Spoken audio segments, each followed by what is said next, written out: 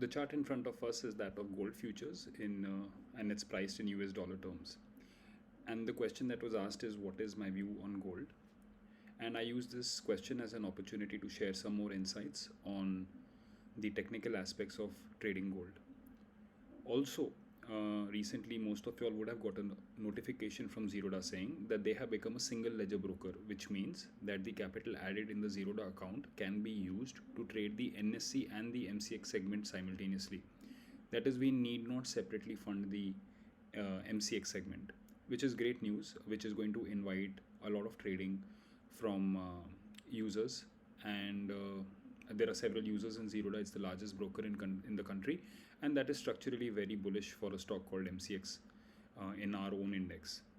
Anyways, coming to the commodity at hand, which is gold futures.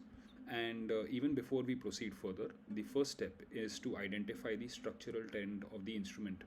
And how we do this is through many ways, but the method that we are going to use is simple Dow theory. And in order to apply Dow theory simply and effectively, the trick is to just focus on the pivotal highs and the pivotal lows. And it has to start from the most recent, that is on the rightmost part of the chart. So for example, I'm just selecting this portion right here where gold is currently priced. And if I were to ask the question to the user that what is this pivotal value, is it a high value or is it a low value, then most likely everyone is going to say that this is a higher top. So I'll write this in full, higher top.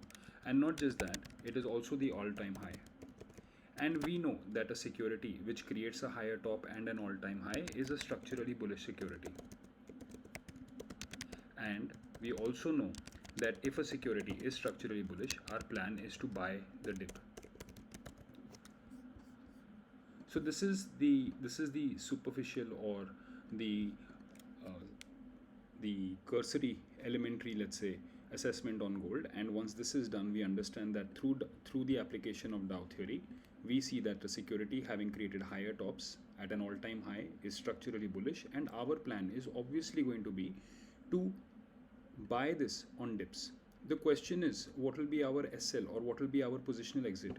If we are going to use the monthly chart in order to form a hypothesis, then we are only going to trade into those securities which are trading above the 20 period average, and consequently when the security closes significantly below the 20 period moving average, we will reject that security. But in order to trade the security with the 20 period moving average as a reference, we want to ensure that we are looking at a trending security. Because if the security is in a range, for example, in this phase, when gold is in a range, it does not respect the 20 period or any moving average for that matter. That is, moving averages act as relevant support points only if the security is trending. And that is why our first filter has to be in order to identify the trend of the security. Now, if we have assessed that the security is bullish strong, we obviously want to buy it, and we want to buy it only when the security becomes oversold. And in order to identify if a security is oversold or not, I will simply use an oscillator with a setting of 5, which is the RSI, and I will drop the time frame to a weekly. Once I have dropped the time frame to the weekly, you can see that at this point the video is recorded, gold is highly overbought. And even though we do have a structural bias of buying the security on the long side, we are only going to do so when the security becomes oversold, which is not the case here. And therefore, even though we want to buy the security, we believe it is too overbought in order to make an attempt into buying the security as of now. And then the question is, at what values would we be interested? We just simply have to wait for RSI to once again come and dip below 30. So the setting here might be, yes, the setting here is for 70-30. So once the RSI dips below 30 or around 30, for example, you can see the cursor is pointed at a value where RSI is 29.57. So this value corresponds to the, I'll just mark this here with a vertical line so you will be able to see this better. If you focus on the vertical line here, and if I extend this vertical line, so I'll just darken this, and if I extend this vertical line here, you will see that at this low, the RSI is actually valued at 29.57, which is below 30. And as long as it is valued below 30, it has our interest, which means in the second week of November is basically when gold would have peaked our interest into buying. And around that time, so I'll leave this line right here, around that time, I'll remove the oscillator from the shorter time frame. I would have seen at which point to enter. And if I just zoom into the price, very close. This is when gold became highly oversold on the weekly, and it continued forming series of red candles. After a series of red candles, we see a doji, a flat doji, and we get a green candle which engulfs the preceding candle. So we have a bullish engulfing. Obviously, we are waiting for a close above the high of this bullish engulfing, which we get on the subsequent day, which means that here, that is at this level, we would have got our entry. So I will mark this in green and I will darken this.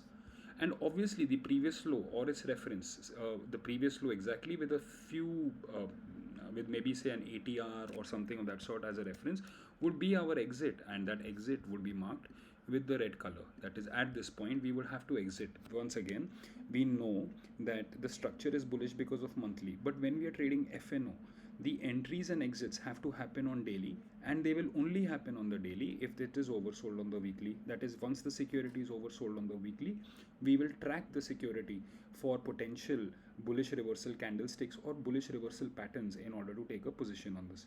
So obviously the trade continued, good or bad, the trade is going as we see it.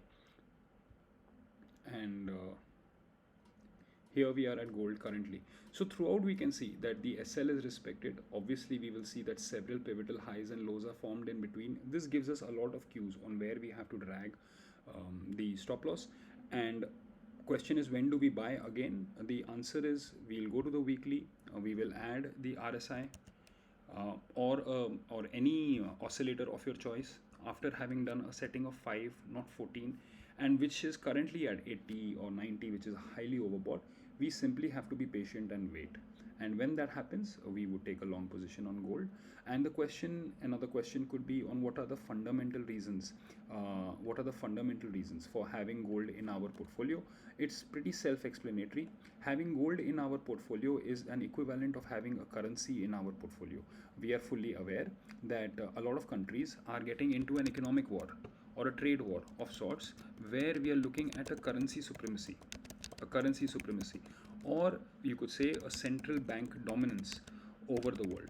Currently, US is unwilling to let go of US dollar dominance for obvious reason. It gives them a huge edge in global economics and trade. And obviously, for example, we have heard Trump say that they will sanction BRICS nations to a certain percentage if they were to persist deploying a BRICS currency. Gold is also a currency, and the fact that it is appreciating against the strongest currency in the world in the manner that it is, it makes a lot of sense to include it. And the reason for having this is because the central banks of all central banks has changed gold status to a tier 1 asset class. A tier 1 asset class means that when you swap gold in bank in exchange of currency, the bank will give you 100% remittance. Earlier, prior to 2010, gold was a tier 3 asset class. Prior to 2010, gold was a tier 3 asset class, which changed to a tier 1 asset class. And this change in tier 1 asset class, followed by accumulation of gold by central banks around the world, be it Russia, China, India, etc., in order to strengthen their domestic currency, has led to the inflationary prices of gold as we see it today. So fundamental reasons kept aside, the potential of war and peace kept aside, technically speaking, gold is structurally bullish, and we want to maintain long positions on this. And the process of assessment was shared with you so that it helps you in your assessment of not just gold but other securities as well. I wish you well. Take care.